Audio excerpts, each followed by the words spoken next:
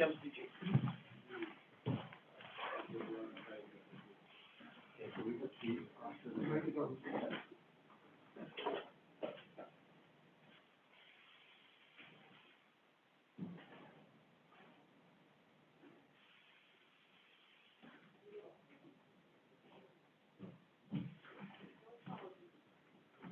Hello.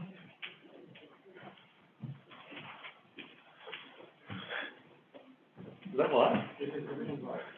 So we're the only ones now.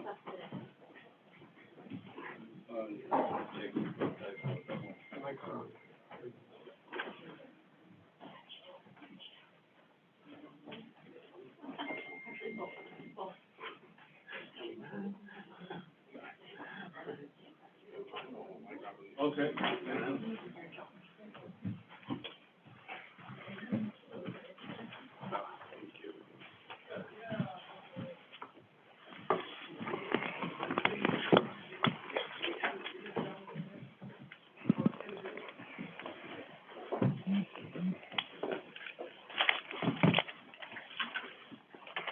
Good afternoon, everyone, from Geneva, from headquarters of the World Health Organization. My name is Tariq. We are here for our regular press conference on COVID-19. Today is a little bit special because we don't have a journalist here in the room. And this is because WHO is conducting a simulation on teleworking today. So we don't know whether the situation will continue next week or we will have journalists back in the room. We will inform you on that. But right now, we will be joined by journalists who are online, watching us through Zoom, and they can ask questions by clicking raise hand. And those who are dialing in, and they can press *9. We have also a couple of guests today that I would like to acknowledge and who may be asked to also help us with the topic that we will discuss. We have here in the room Dr. Gaudens Silberschmidt, who is a WHO Director for Health and Multilateral Partnerships. And we have online, and we are welcoming Elisabeth Cousins, who is the President and CEO of United Nations Foundation. We have Kate Dodson, who is the Vice President and working on global health within the UNF. And then we have, calling from Switzerland, Etienne Eichenberger, who is the President of Swiss Philanthropy Foundation. And we also have a project manager, Irina Schlesserek. So I welcome all of them for today's press briefing, and we may hear from them. Before I give a floor to Dr. Tedros for his opening remarks, just to remind everyone that we will have a audio file available immediately and transcript hopefully tomorrow. So I'll give a floor to Dr. Tedros. Thank you, Tariq, and good afternoon, everyone. I want to start today by acknowledging that even though COVID-19 has captured the world's attention, there are still many other health issues people continue to face every single day, and that WHO is continuing to work on. Babies are still being born. Essential surgery is continuing. People still need emergency care after road traffic crashes. People still need treatment for cancer, diabetes, HIV, malaria, and many other diseases. And for all of this, we need health workers. Today, I want to send a personal and sincere thank you to every health worker around the world, especially nurses and midwives, who we are celebrating this year through the International Year of the Nurse and the Midwife. You do a heroic job. We know that this crisis is putting a huge burden on you and your families. We know you're stretched to the limit. You have our admiration, our respect, and our commitment to doing everything we can to keep you safe and enable you to do your job. More than 132,000 cases of COVID-19 have now been reported to WHO from 123 countries and territories. 5,000 people have lost their lives. a tragic milestone. Europe has now become the epicenter of the pandemic, with more reported cases and deaths than the rest of the world combined, apart from China. More cases are now being reported every day than were reported in China at the highest of its epidemic. At the height of its epidemic. I will repeat this one.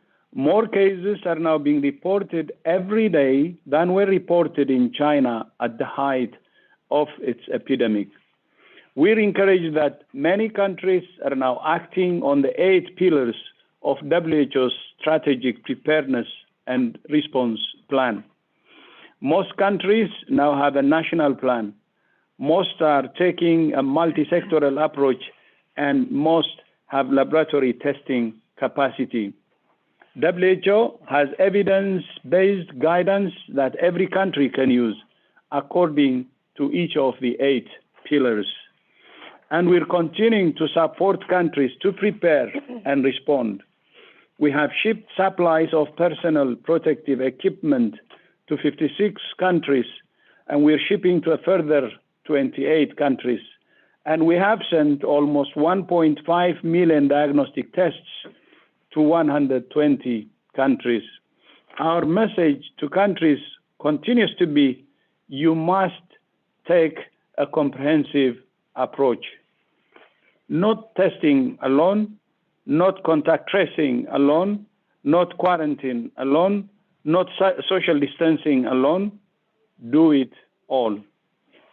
Any country that looks at the experience of other countries with large epidemics and thinks that won't happen to us is making a deadly mistake. It can happen to any country. The experience of China, the Republic of Korea, Singapore, and others clearly demonstrates that aggressive testing and contact tracing combined with social distancing measures and community mobilization can prevent infections and save lives.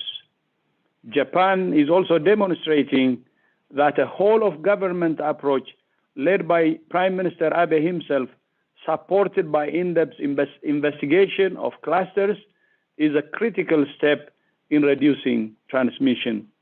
WHO has clear advice for governments, businesses, and individuals.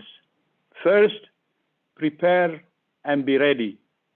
Every person must know the signs and symptoms and how to protect themselves and others.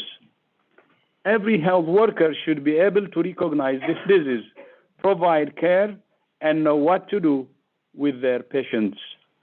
Every health facility should be ready to cope with large numbers of patients and ensure the safety of staff and patients. Second, detect, protect, and treat. You can fight a virus. You can't fight a virus if you don't know where it is. Find, isolate, test, and treat every case to break the chains of transmission. Every case we find and treat limits the expansion of the disease. Third, reduce transmission. Do not just let this fire burn. Isolate the sick and quarantine their contacts. In addition, measures that increase social distancing, such as canceling sporting events, may help to reduce transmission. These measures, of course, should be based on local context and risk assessment and should be time limited. Even if you cannot stop transmission, you can slow it down and save lives. And fourth, innovate and learn. This is a new virus and a new situation. We're all learning, and we must all find new ways to prevent infections, save lives, and minimize impact. All countries have lessons to share. There are simple, effective things we can all do to reduce the risk of infection for ourselves and those around us. Clean your hands regularly with an alcohol-based rag or soap and water. Cover your mouth and nose with your elbow if you cough or sneeze. Stay home if you're sick. Avoid unnecessary travel and large social gatherings. Comply with the advice of your local or national health authority. Find and share reliable information. And finally, you can give. Together with the United Nations Foundation and the Swiss Philanthropy Foundation, WHO is today launching the COVID-19 Solidarity Response Fund to enable individuals and organizations to contribute. Until now, we have been relying mainly on governments to support the response. We thank all those countries who have supported WHO's strategic preparedness and response plan, including Japan, which this week contributed $155 million. Now everyone can contribute. Funds raised will be used to coordinate the response, to buy masks, gloves, gowns, and goggles for health workers, to buy diagnostic tests, to improve surveillance, and to invest in research and development. To give to the COVID-19 Solidarity Response Fund, go to who.int and look for the orange donate button at the top of the page. We thank Google, Facebook, and the individuals who have already contributed. Every dollar donated is a dollar toward saving lives. We're all in this together. I thank you. Thank you very much, Dr. Tedros. As we see, the press release on the launch of the COVID-19 Solidarity Response Fund is being sent to you. Just to remind everyone that this press briefing is being broadcast on various platforms from our sites, WHO Facebook, WHO Twitter account, WHO YouTube channel, as well as on LinkedIn. So we will start with the questions from journalists who are listening us, who have either dialed in or who are watching us through Zoom. So we will start with Anjali from Yahoo Finances. Anjali, can you hear us, please? I can indeed. Can you hear me? Yes, please go ahead. Great. Thanks so much. I just wanted to know, in terms of the social distancing techniques that are being used and implemented, there's been some criticisms of them being, put in place. So I just wanted to know, really, right now, how do we view that as opposed to, the testing? Because we know that in the U.S. there's been some issues over that. Yes, I mean, social distancing is a tried and tested method in slowing down the pace of epidemic spread, and certainly in the cases of previous influenza pandemics, social distancing has been used to some effect in slowing down the spread. Social distancing is based on a principle that you don't know who's infected, and you're putting social distance between everyone.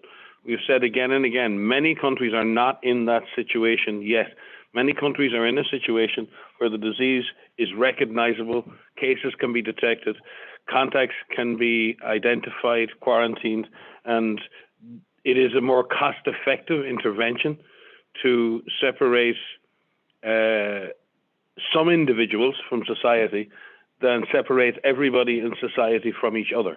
However, where there is not a good handle, where there hasn't been a good understanding of disease transmission, where enough has not been invested in core public health interventions such as case finding and contact tracing, then social distancing measures may be your only option to create distance between individuals. But as we've said in previous press conferences, they are very costly interventions in terms of societal acceptance. They're very costly in economic terms. And they have to be used in a time-limited fashion with a specific purpose of slowing down infection enough to protect the health system. And I think this is the difference.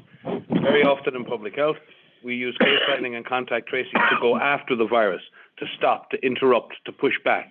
That's the purpose of those public measures. The purpose of social distancing is only to slightly slow down the virus so your health system can cope. The objectives are different. And I think we have to be clear that social distancing measures are not a panacea. Social distancing measures are not going to stop this epidemic. They're not going to stop this pandemic purely in their own right. And if countries want to really turn this around, for those countries that are in a position to do that, and it's been clearly demonstrated in other places, then investing back in a measured, comprehensive strategy, as Dr. Tedros has referred to it so many times, of trying to still do the kind of case finding, contact tracing, isolation to push the virus back. That is not to say that certain social distancing measures will not have a positive impact, but they come at a cost and must be considered, as Dr. Tedros has said, in the local context. And there's a local context that is both in public health terms, but also in societal acceptance terms. A society may accept social distancing in one part of the world, and they may reject it in another. And governments have to balance those genuine dilemmas around social and community acceptance. And if I can just complement that, so in addition to what Mike has said, you mentioned this comprehensive package of measures, and the DG has said this repeatedly. The social distancing is one aspect that we have been promoting here, but this is in addition to a lot of other measures that we have also been promoting, which include case and contact finding, aggressive case and contact finding, and testing. Testing needs to be appropriate in each country to ensure that we know who are cases and who are not cases. It also includes hand hygiene, washing your hands with soap and water, using an alcohol-based rub, making sure that you also practice respiratory etiquette. You are sneezing into your elbow or coughing into your elbow, making sure that we mobilize all of our population. It is very important that every single person on the planet knows what the signs and symptoms of COVID-19 are. The signs and symptoms of COVID-19 is not sneezing and having a runny nose. It's a fever. It's a dry cough. It's aches and pains. It's very important that we know those differences. Some people will also have difficulty breathing. And so knowing what the signs and symptoms are, knowing what your risk may be, will help protect you and help protect your family. Thank you very much. Just to remind journalists to ask one question at a time. So let's try now with Banjo Kaur from down third from India. Banjo, can you hear us?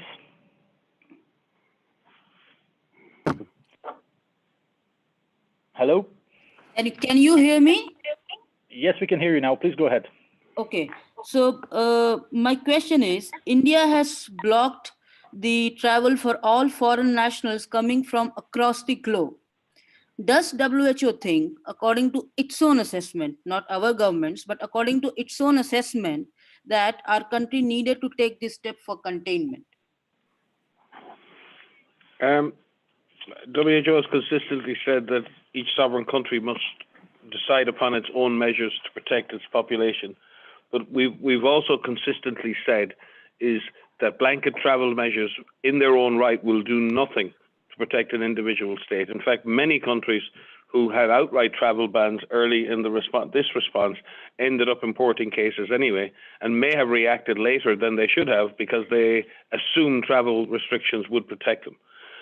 So I think it's very important that the main focus in this fight is not on anything other than the public health measures, case detection, isolation, getting increasing number of tests done. People who know their status can protect others. It's a little bit like in the HIV epidemic. Until people could understand my status, if I know I'm infected, I can protect others.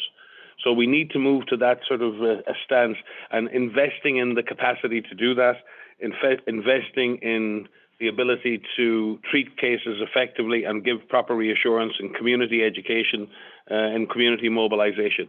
As part of an overall comprehensive strategy, there is a place, particularly inside national borders, for potentially restricting movement between zones, as we've seen in certain places. But there is rarely justification for blanket bans, unless, of course, the context and the risk defines that. It's difficult for us to comment on the individual action of an individual nation. We would have to fully understand the risk assessment and the vulnerability assessment that was carried out in India.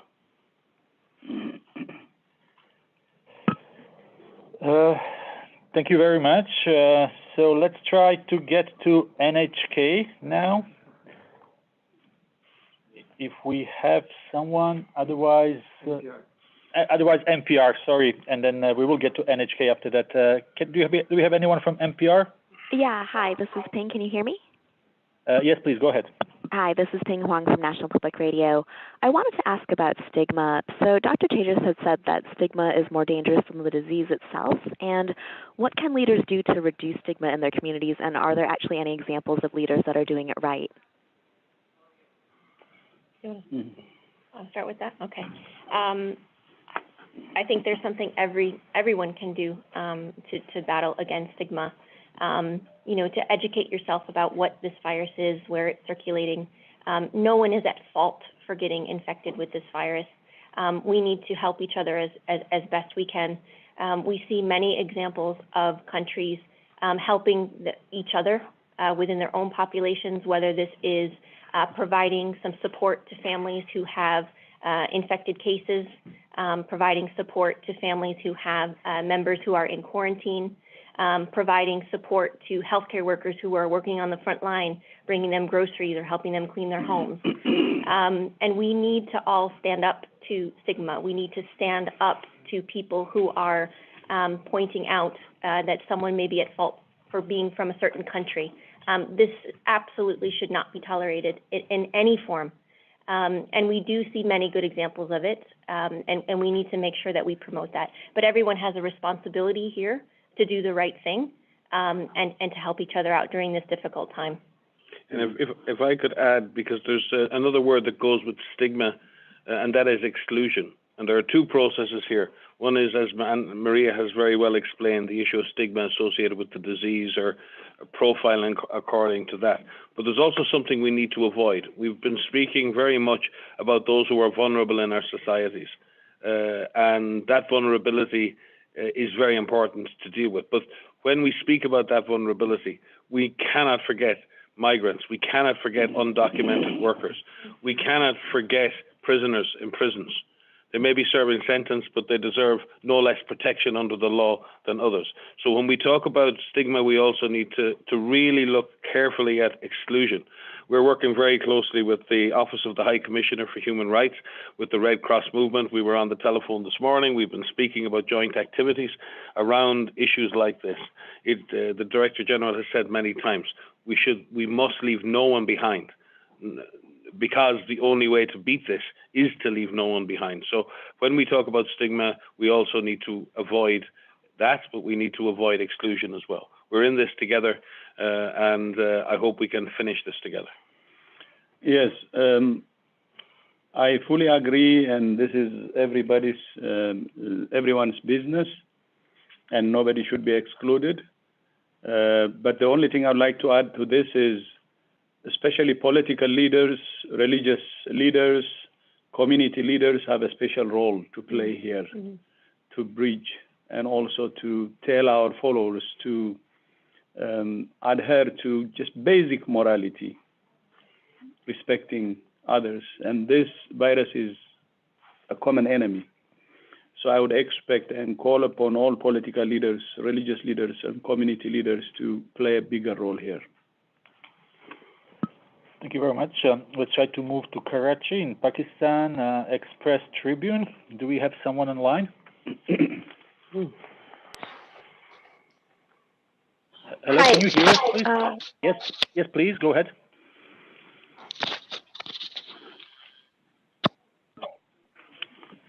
Hello, we can hear you. Hi, I'm Neha Dagia. Yes, we can hear you. Please go ahead. Hi, I'm Neha Dagia from the Express Tribune. Okay, welcome. My question please. is, what does the epidemiological outlook in Pakistan look like in the near future? Thank you very much. It's difficult to predict the epidemiologic outlook in in any country. I have personally worked in Pakistan on polio eradication for nearly 3 years, and very much enjoyed my time working with some excellent Pakistani colleagues working on infectious disease control, among them Dr. Rana Safdar. So I think there's a great capacity in Pakistan, there's a great public health capacity, but there are also great challenges. You have a highly mobile population, you have great mega cities, and you have many underserved people. So there is a great challenge facing Pakistan. But Pakistan has also demonstrated time and time again with dengue, with polio, with other diseases, how all of government, all of society approaches can be made to work. So we wish Pakistan all the best luck in the world, and all of our assistance in supporting some fine public health servants in your country. Thank you very much. Hope this answers a question on Pakistan. Now we go to Moscow, to Comexant FM, and we have Uliana calling. Uliana, can you hear us? Yep. Can you hear me? Yes, please go ahead. Well, my questions are, when do you think the COVID-19 will peak in the world? And given that the vaccine has not yet been developed, does WHO has any recommendations about drugs or medications that can be effective in the treatment process? I can start on the first part of that question. Thank you very much. So the first question is, when will this peak in the world? That's a very good question, and I'm sure everyone has that on their mind. One thing we are not able to do is to predict what will happen. What we need to do is prepare for any scenario. And the trajectory of this pandemic, the trajectory of each epidemic in each country is dependent on the actions of each country. So what we have seen in several countries in Asia, we've seen them tackle this virus, be aggressive in their approach in terms of finding their cases and contacts, and have this comprehensive approach that we've discussed previously, mobilizing their workforce, having an all of government, all of society approach. We've seen them turn the corner. So we've seen them have very strong, very bad epidemics and have them peak. Hopefully that they've peaked. China has certainly peaked and there's been a decline, but there's always the chance that those cases can increase again. So we always have to be on the ready to look for any cases that pop up. With regards to the rest of the world, as I said, it will depend on how countries react to their first cases and if they have an aggressive approach to those first cases. For countries that are dealing with clusters of cases, it will depend on how they aggressively look for the chains of transmission within those clusterings of cases, making sure that they identify every single case, every contact, separate the contacts, put them in quarantine. And for those countries that are dealing with much larger outbreaks and community transmission, making sure that there's a much broader approach in terms of mobilizing their entire workforce to support the response to this, making sure that their hospitals have the possibility to cope with increasing numbers of cases. But it's impossible for us to say when this will peak globally. We hope that it is sooner rather than later, but again, we can't emphasize enough that there have been countries that have demonstrated the ability to turn the tide to suppress transmission, and it is in the hands of every country to be able to do that. So we are hoping that more countries put more aggressive efforts into doing so. On the issue of drugs and vaccines, there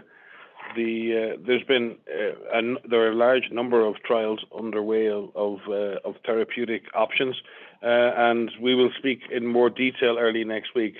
We are very excited with the level of solidarity and cooperation going on between member states, between scientific institutions, who are putting together a global platform for being able to carry out these trials together, using the same approaches, using the same protocols, and sharing that data, and being able to have a much more powerful opportunity to identify effective therapies.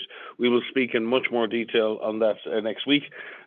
Equally, on the vaccine side, we're working extremely closely with CEPI, but also with Gavi and other institutions. And there is a major funding gap on that side as well. It's not just for the operational response and supporting countries with weaker health systems. We have to move now to manage the risks and make the investments we need to develop vaccines going into the future. And we're working very closely with our colleagues in CEPI on that. And the fund that's been launched today will cover many aspects of that, including investments in vaccine development through partner institutions like CEPI. Thank you very much. I will read one question that I received through SMS from DPA, German news agency, our friend Christian Ulrich, who is asking for Dr. Tedros, but maybe also for Mike, what are the biggest lessons the world can learn from Ebola outbreak in Congo in fighting the epidemic?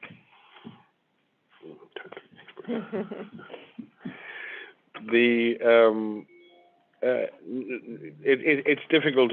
Sometimes we over-extrapolate from one event to the other, and sometimes we don't learn enough lessons and we don't adapt enough. I think what we've learned in Ebola outbreaks is you need to react quickly. You need to go after the virus. You need to stop the chains of transmission. You need to engage with communities very deeply. Community acceptance is hugely important. You need to be coordinated. You need to be coherent. You need to look at the other sectoral impacts, the schools and security and economic. So it's essentially many of those same lessons. But the lessons I've learned after so many Ebola outbreaks in my career are: be fast, have no regrets. You must be the first mover. The virus will always get you if you don't move quickly. And you need to be prepared. And I say this, one of the great things in emergency response, and anyone who's involved in emergency response will know this, if you need to be right before you move, you will never win. Perfection is the enemy of the good when it comes to emergency management. Speed trumps perfection. And the problem in society we have at the moment is everyone is afraid of making a mistake. Everyone is afraid of the consequence of error. But the greatest error is not to move. The greatest error is to be paralyzed by the fear of failure. And I think that's the single biggest lesson I've learned in Ebola responses in the past. We'll move on. If we may try to get NHK this time around. NHK? NHK, can you hear us? I think it's Shoko who is online.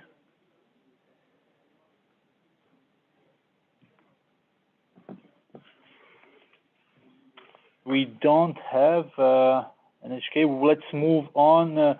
Chris, can we get Jeremy, maybe, who was online for some time now? Jeremy from Radio France International. And I would also, while we are waiting to get the journalist online, just remind you that we have announced the launch of COVID-19 Solidarity Response Fund, and we have colleagues online who can speak about that. So if we should really try to use them and ask questions about the fund itself. But again, it's a press conference and journalists can ask questions they want. Do we have Jeremy online? Jeremy? I'm here. Can you hear me? Yes, Jeremy, please go ahead. Okay, forgive me because I have my kid right next to me, so you might hear her already.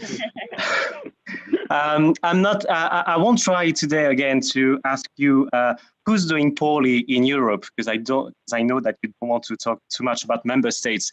But can I try and ask you who's doing good in Europe regarding containment versus mitigation measures?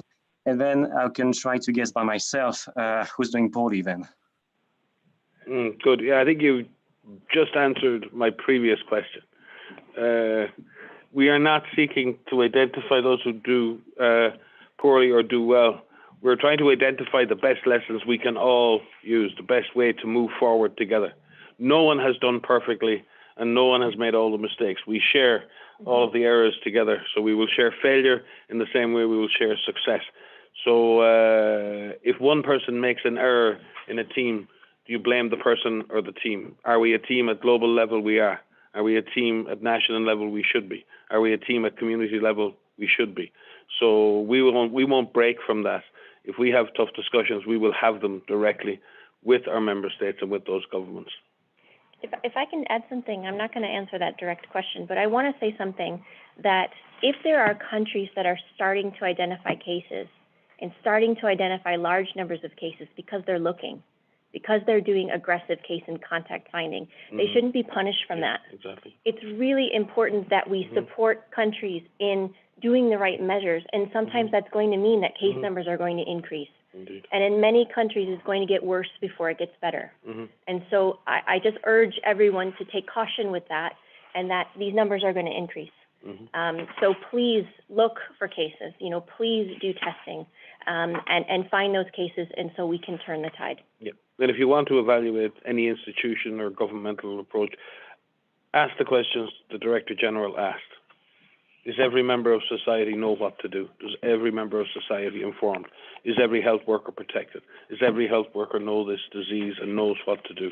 If you can answer those questions as a government, as an institution, as a community, then you're on the right track. If you answer no to any of those questions, you're not ready, or you're not doing enough yet to be ready.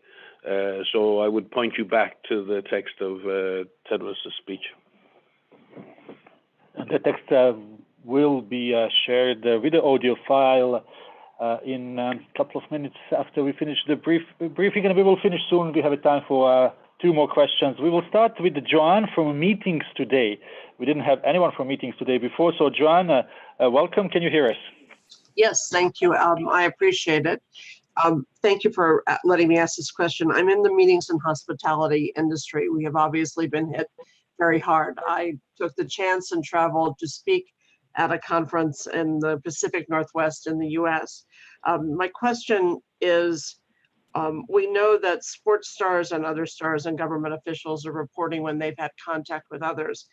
In asking hotels and airlines in the United States what their process is in order to have anyone who finds out that they have been diagnosed with COVID-19 report back to the airline, the hotel, the organization. To the best of my knowledge, nothing is in place. What should be done? And Dr. Maria, this goes back a bit to your response about IDing contacts. I'll take the first part, and Maria will follow up on the direct technical side. If the strategy is about case finding and contact tracing and truly focused on containment, then any institution that was in the pathway of that person should be informed, because there are potentially other contacts in that circumstance. So no question in that regard. In a mitigation strategy, nobody is, very often people stop looking for those direct contacts and direct individual risks. So therefore it's very difficult to go back to each institution when you have a new case in a hospital. There's no public health authority mandated, funded, or tasked with going back, finding out where that person might have been. So it really depends on what the strategy of each individual government is. On a more general level, we work very closely with the World Tourism Organization, with the Civil Aviation Organization, with the International Air Transport Association, and so many others in trying to come up with common guidelines and common technical inputs for all of our partners in the hospitality and travel industry. And we do feel for your industry in particular in terms of the impacts it's had on you. We thank you for your participation, your cooperation, and for the sacrifices you're making to help cope with this pandemic. And we certainly will work harder, and especially in those contexts where it is possible to ask governments to share more risk information with your institutions. Only to add to that there does need to be a process in place to identify contacts of confirmed cases. And in many situations, in many cities, in many governments, there is a process in place. If you haven't been contacted as a known contact of a confirmed case, contact your local Department of Health, contact your local ministry or your GP and say, I believe I'm a contact, what should I do? There are plans in place to be able to give you the right advice about what to do, if you have symptoms or not, if you should self-quarantine, to determine, what is the nature of the type of contact that you have. These are very practical questions that I get quite often from my friends and family of what should I do. And the best advice that we can give is to contact your local Ministry of Health or Department of Health, depending on where you live. Contact your healthcare provider. provider and give them the circumstance of which, you find yourself in. There are measures that are in place to help you know what the next steps you should take. Yep, and just on that, Maria, that depends on countries having in place a strategy that is still focused on giving that advice to contacts, on detecting cases. And it would be most unfortunate if countries have abandoned that as part of their comprehensive strategy.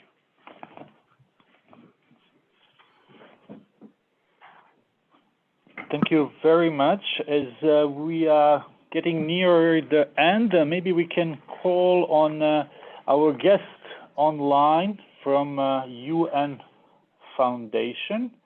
If we can if we can connect with Ms. Cousins. Yes, so thank you very much. If you can just tell us a little bit more about the Solidarity Response Fund.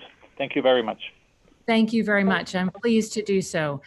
We know we are facing a crisis that is unprecedented in any of our lifetimes with coronavirus, but we have also seen an extraordinary outpouring of interest from all sectors to help. We wanted to provide a fast, efficient vehicle for companies, philanthropies, even individuals to be able to do so, to help WHO's frontline efforts in this fight. You said earlier, we are all in this together, and we wanted to find a vehicle to allow all sectors to help solve it together. That's what the COVID-19 Solidarity Response Fund is all about. Let me give you the URL while we have a few moments. It is at www.covid19responsefund.org. That's www.covid19responsefund.org. We can take online donations from anywhere in the world. People can also send checks and wire transfers from anywhere in the world to the fund through the UN Foundation. There is an email for that, COVID-19fund@unfoundation.org. That's COVID-19@unfoundation.org. If you check the website, you will also find information about our European partners, the Swiss Philanthropy Foundation and Transnational Giving Europe, which provide additional vehicles for European donors and contributors. We're very grateful to be able to work so closely with our partners at WHO throughout the UN system, and of course with the Swiss Philanthropy Foundation in this effort. And we are humbled by the ability to contribute. Thank you very much. Thank you very much, Elizabeth. This was Elizabeth Cousins, who is a CEO and President of United Nations Foundation. We hope that your call will be heard by the people from all over the world. And maybe we will go to the last question before we close.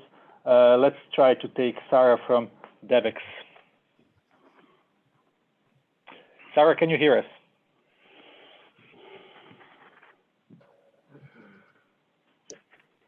Hello, do we have Sarah from DEVEX online?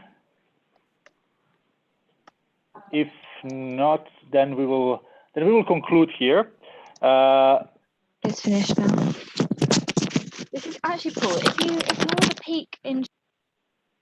We have a little bit of technical problems. We will conclude here. I will thank our guests here in WHO operation room. I also thank our guests online, and we will send you the audio file from this briefing. We have sent you already the press release regarding the launch of COVID-19 Solidarity Response Fund. We wish you a very nice weekend, and we will see you on Monday. Thank you very much. Thank you, Tariq. Thank you all.